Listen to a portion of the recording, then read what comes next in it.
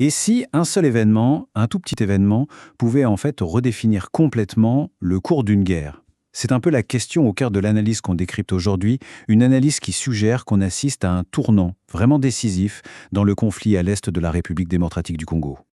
Tout commence avec ce chiffre, 20. Un simple nombre, mais un nombre qui, d'après la source qu'on étudie, a une portée immense. Alors on peut légitimement se poser la question, comment est-ce que la reddition de seulement 20 combattants pourrait sérieusement annoncer un basculement majeur dans un conflit aussi long, aussi enraciné? Eh bien, c'est précisément ce qu'on va explorer. Alors, plongeons directement dans cet événement qui est le point de départ de toute cette réflexion.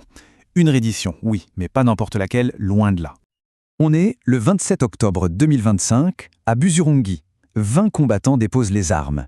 Mais le détail crucial, c'est à qui ils se rendent. Pas l'armée congolaise, non. Ils se rendent aux patriotes locaux, les Wazalendo. Pour l'auteur de ce rapport, ce n'est pas un simple fait de guerre, c'est un acte qui est chargé de symboles. C'est un aveu de fatigue, un premier signe bien visible que le vent est peut-être en train de tourner. Pour bien saisir la portée de tout ça, il faut rappeler qui est le M23. D'après ce rapport, il ne s'agit pas juste d'un groupe rebelle autonome. Il est décrit comme une façade, une sorte de force par procuration utilisée par le Rwanda pour pousser ses pions et ses intérêts en RDC. Et en face, on trouve les FARDC. C'est l'armée nationale de la République démocratique du Congo. C'est la force officielle, l'armée régulière, qui est en première ligne pour défendre le territoire. Et puis il y a cet acteur qui est devenu absolument clé, les Wazalendo.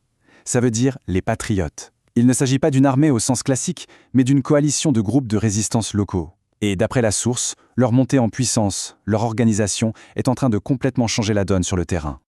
Cette citation, elle résume parfaitement le basculement psychologique que la source veut mettre en lumière. La guerre, ce n'est pas que des balles et des positions. Ça se joue aussi dans la tête, dans le moral. Et cette idée que la peur a changé de camp, c'est vraiment le cœur de cette analyse. Ok, maintenant, regardons comment ce petit événement, cette reddition, s'inscrit en fait dans une dynamique militaire beaucoup plus large, sur l'ensemble du front. Ce que le rapport décrit, c'est un renversement de situation assez spectaculaire. Il y a peu, en 2023-2024, le M23 avançait presque sans arrêt. Et maintenant, fin 2025, la tendance serait complètement inversée.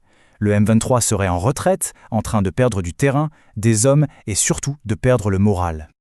Bien sûr, ce recul ne sort pas de nulle part. C'est la convergence de plusieurs facteurs. D'un côté, une armée congolaise qui gagne en efficacité.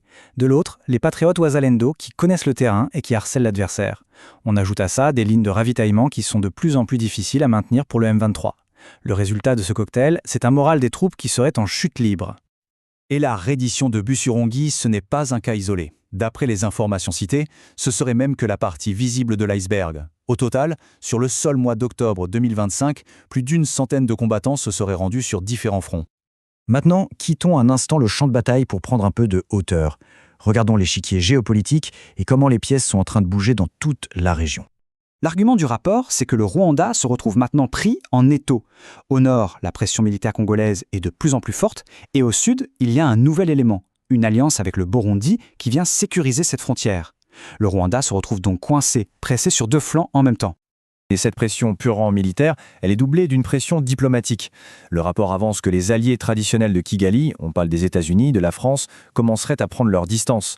Le régime rwandais se sentirait de plus en plus seul sur la scène internationale. Alors quelles sont les répercussions de tout ça? Pas seulement sur le front, mais à l'intérieur même des deux pays, en RDC et au Rwanda.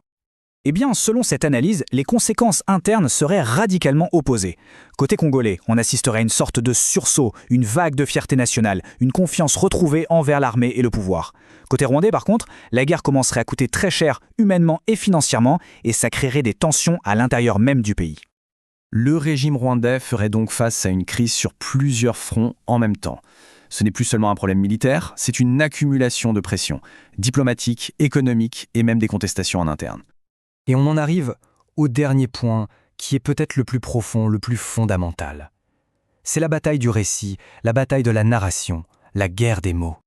Pendant des années, l'histoire qu'on racontait, c'était celle d'une RDC victime, un peu passive.